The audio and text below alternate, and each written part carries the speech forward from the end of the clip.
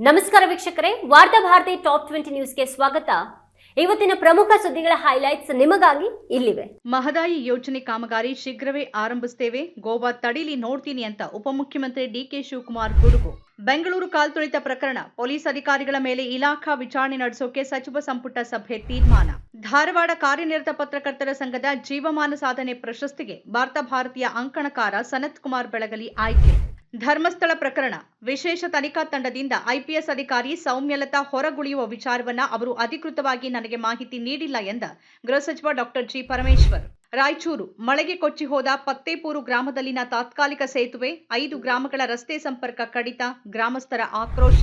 ಕರ್ನಾಟಕ ನಾಟಕ ಅಕಾಡೆಮಿಯಿಂದ 2025-26ನೇ ಸಾಲಿನ ವಾರ್ಷಿಕ ಪ್ರಶಸ್ತಿ ಪ್ರಕಟ.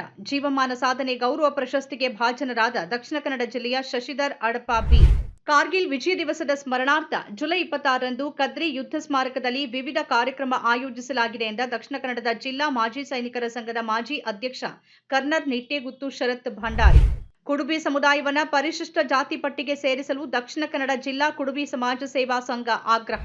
ಉಪರಾಷ್ಟ್ರಪತಿ ಸ್ಥಾನಕ್ಕೆ ಹಠಾತ್ ರಾಜೀನಾಮೆ ಸಲ್ಲಿಸಿ ಹೊರ ನಡೆದಿರುವ ಜಗದೀಪ್ ಧನ್ಕರ್ ಅವರಿಗೆ ಬೀಳ್ಕೊಡುಗೆ ಸಮಾರಂಭ ಏರ್ಪಡಿಸಬೇಕು ಅಂತ ಕಾಂಗ್ರೆಸ್ ಪಕ್ಷದಿಂದ ಆಗ್ರಹ. ಮೌನ ವಹಿಸಿದ ಕೇಂದ್ರ ಸರ್ಕಾರ. ಪಶ್ಚಿಮ ಬಂಗಾಳ, ಟಿಎಂಸಿ ಕಾರ್ಯಕರ್ತನನ್ನ ಅಪರಿಚಿತ ದುಷ್ಕರ್ಮಿಗಳು ಹತ್ಯೆ ಮಾಡಿದ್ದಾರೆ ಅಂತ ಹಿರಿಯ ಪೊಲೀಸ್ ಅಧಿಕಾರಿಯಿಂದ ಮಾಹಿತಿ.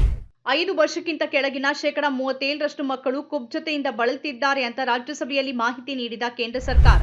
ಕೇಂದ್ರೀಯ ವಿವಿಗಳಲ್ಲಿ ಒಬಿಸಿ ವರ್ಗದ ಪ್ರಾಧ್ಯಾಪಕರಿಗೆ ಮಂಜೂರು ಮಾಡಲಾದ ಹುದ್ದೆಗಳಲ್ಲಿ ಸುಮಾರು 80% ಮತ್ತು ಪರಿಶಿಷ್ಟ ಪಂಗಡದ ಪ್ರಾಧ್ಯಾಪಕರ ಹುದ್ದೆಗಳಲ್ಲಿ ಸುಮಾರು 83% ಖಾಲಿ ಇದೆ ಅಂತ ಕೇಂದ್ರ ಸರ್ಕಾರದಿಂದ ಮಾಹಿತಿ.